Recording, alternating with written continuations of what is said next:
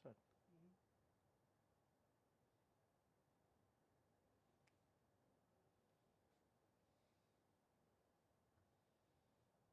Hello students, welcome to Narayana IAS live lecture. Students, in this lecture we are going to discuss a topic on importance of economic issues on election or in the election results. So this is a topic that we shall be discussing. Now this topic appeared in the Hindu paper, and that's the reason this topic becomes extremely important for the UPSC aspirants.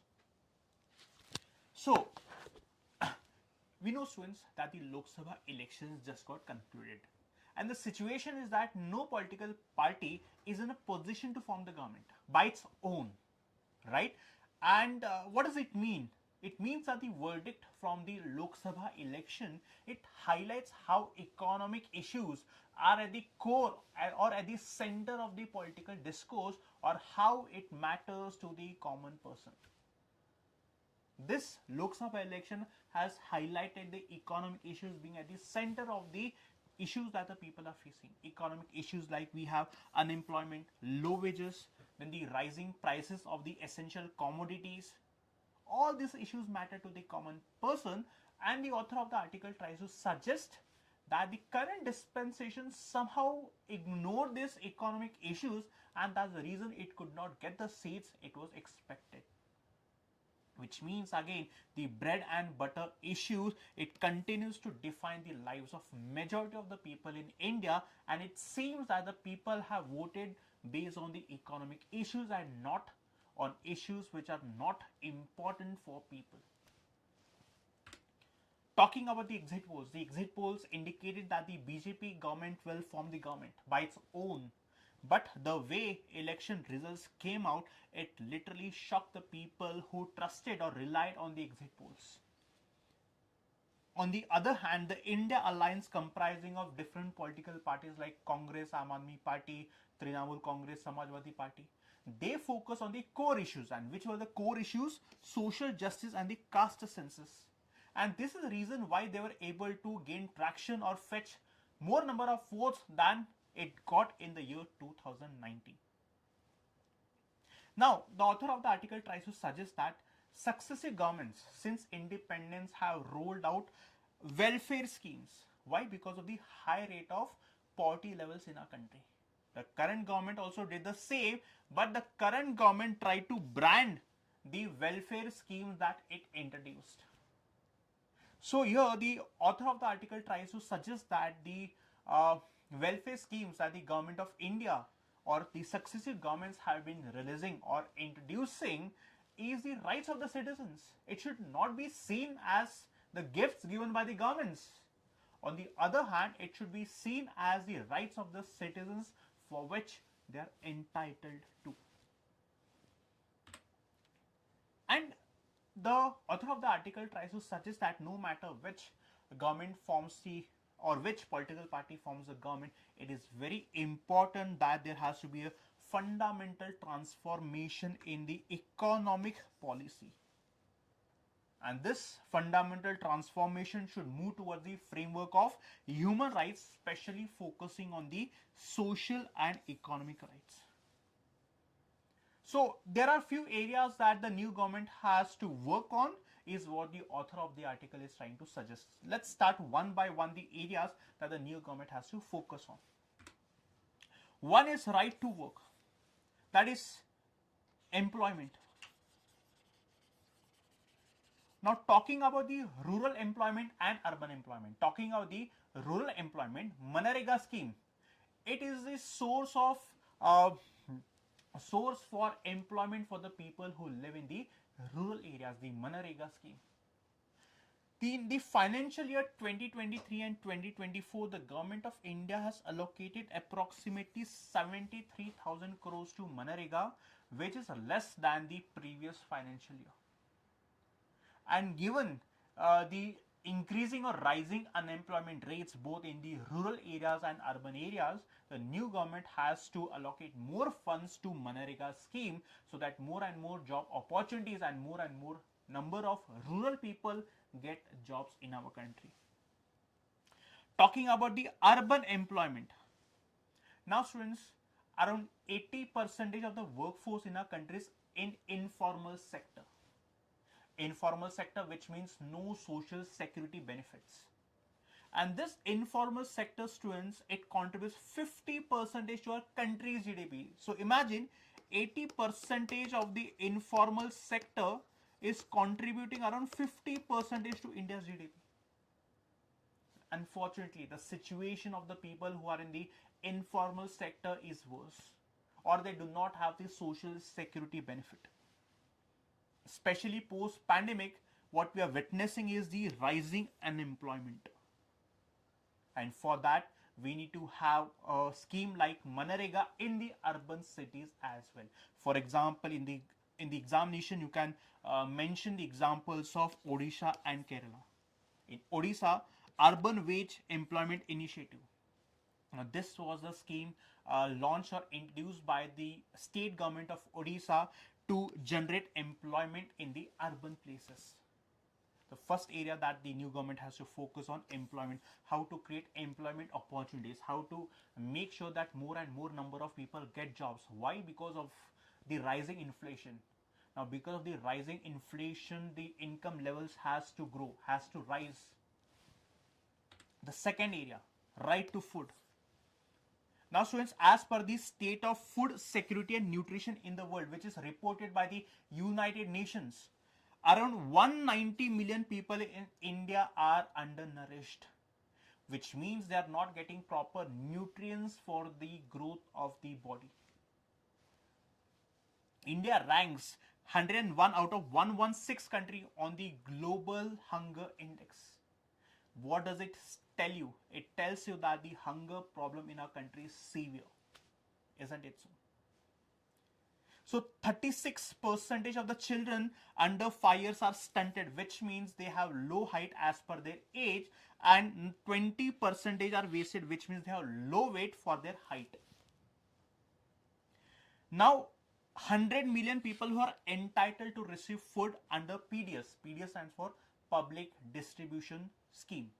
Now, the government, in order to help the poor people, provides food at subsidized prices through the public distribution system.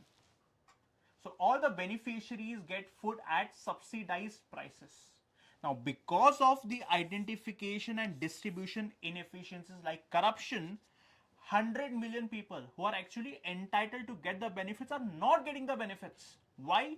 Because of the identification issues. They have some or the other problem related to documents or corruption leakages.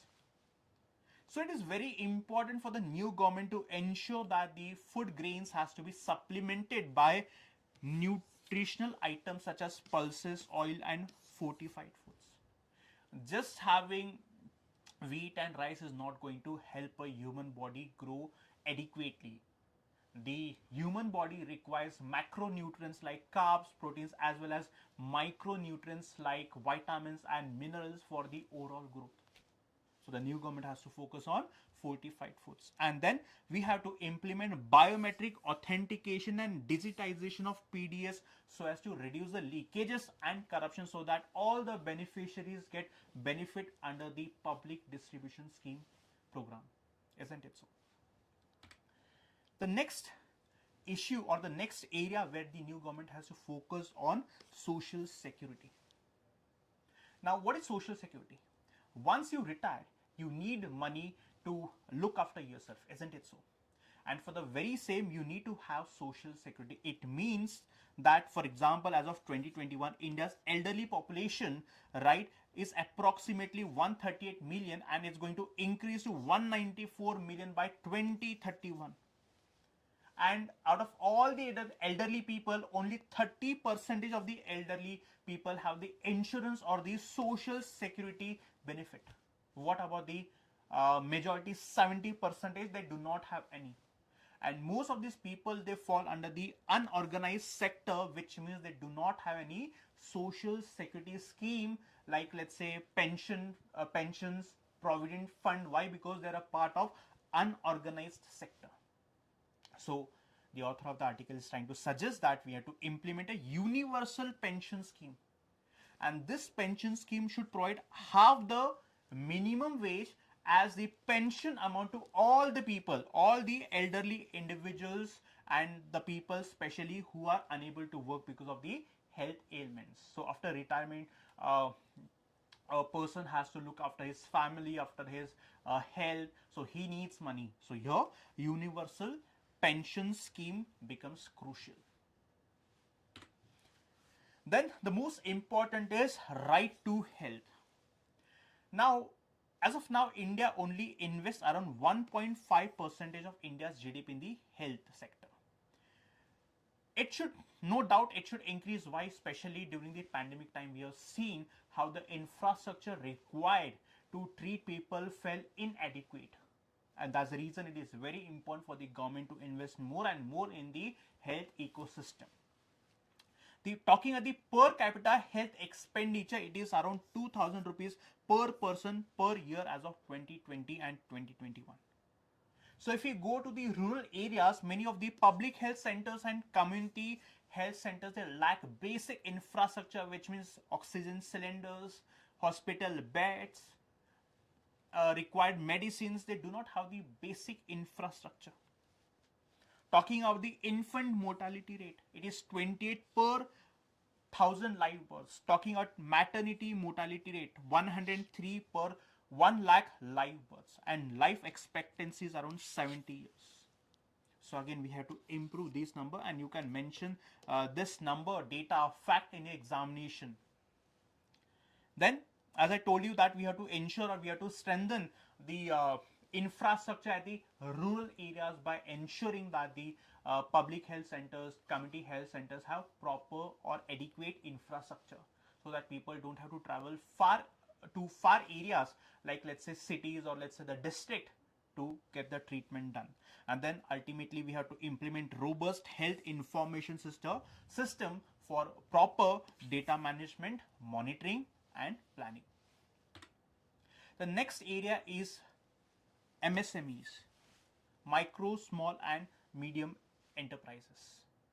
Now this sector is very, very crucial. Why? Because India has over 64 million MSMEs, and it is approximately 30% to India's, they contribute 30% to India's GDP. They are significant source of employment. It provides jobs to around 111 million people. And when it comes to exports, it contributes about 45% to the total exports from India. This is how important the MSME sector in our country is. But unfortunately, the MSME sector is also facing many challenges, especially to access the credit money. So there are limited access and to credit, and adoption of new technologies is hindering the productivity and competitiveness. So today, if we have to increase our export, we have to ensure that we have to adopt more and more technology. At the same time, we have to make sure that we are far ahead in the competitiveness. For that, we have to ensure that the MSMEs get credit, the MSMEs get proper or the required technologies, so that they can enhance the productivity and make sure they export more and more goods from our country. So physical infrastructure like roads and digital infrastructure is very, very important, and that's the reason the author of the article is trying to suggest that we need to have a credit guarantee scheme, which means the MSME sector should be in a position to avail the credit as and when required, so that they can buy the digital infrastructure, all the infrastructure required to make sure that the productivity goes notches up. And then finally, to export or to promote the export. Now we know that the current account deficit of a country is high, and to reduce the CAD, we have to make sure that the export of a country has to increase. Now for the very same objective, we have to focus on the MSME sector, right? The next is the most important, the agriculture crisis. Now agriculture contributes around 16 to 17% of India's GDP, but around 45% of India's population is dependent on agriculture. So 45% is just contributing around 16 to 17% to India's GDP. Why is it so? Why? Because of the small and marginal farmers. Now these farmers, which are around 86% in our country, which means on an average, every farmer has less than 2 hectares. Now, if you want your land to be used for more and more profits, then you need to have vast swaths of land. Now, because of the land holding size, the farmers are unable to maximize profits. So, the farmers are demanding that they get legal guarantees for MSP. So, for all the crops they grow, the farmers want that there should be a minimum support price so that the farmers get the incentive to grow that crop, else the farmers are going to stick to growing the same crops that they were growing since so many years. Now, another important problem that the agriculture sector is facing is of debt. Now, especially in states like Maharashtra, so many farmers have committed suicide. Why? Because they are not able to pay back the loan. And that's the reason it is very important that the income support should be given to the farmers. Like, for example, we have the Pradhan Mantri Kisan Scheme. Then loan waivers again. So as I told you that the farmers commit suicide because of the incapacity to pay the loan. So here, as and when required, it's not that the government has to make a norm to waive off the loan, but whenever required, especially when the crops get damaged because of the natural calamity, then the farmers, the government should waive off the loan of all the small and marginal farmers. Then again, the government has to zero in on the interest subvention. Now, what is interest subvention? Let's say, for example, a farmer has taken a tractor and the interest rate is 6%. Now, 3%, this interest rate will be divided between the farmer and the government.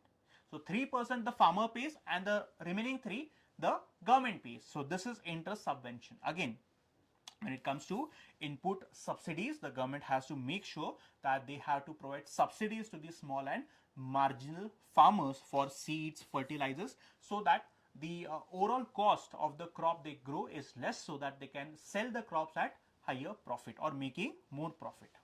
And most important is crop schemes, so that whenever the natural calamities take place and the crops get damaged, they need to have insurance.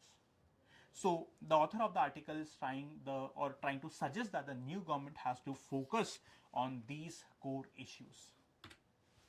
And most important, given the results have come out, given that no political party is able to form the government on its own, it tries to suggest that how federalism is an important issue in our country too. So what is federalism? The distribution of power between the center and the states. So in the recent few years, we are trying to see the domination of the central government over the states.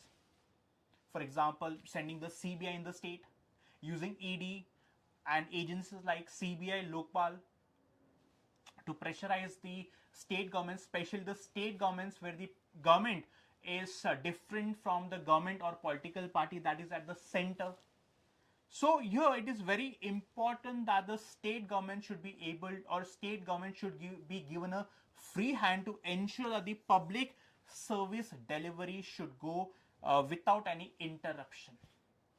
So for the sake of federalism, the author tries to suggest that the way the results came out is actually a good indication for the future of federalism in our country. So students, overall, to conclude the article or to conclude the topic, we can say that as we are moving towards the Amrit Kal, it is very important for the new government to focus on all these core issues, so that we make sure that we overcome all these challenges and emerge as a developed country.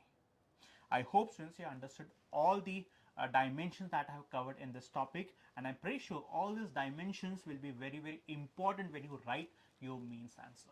Right, students? So that's it. Students, if you like this live initiative, YouTube live initiative, then please do like, share and support Narayana IAS YouTube channel. Thank you so much.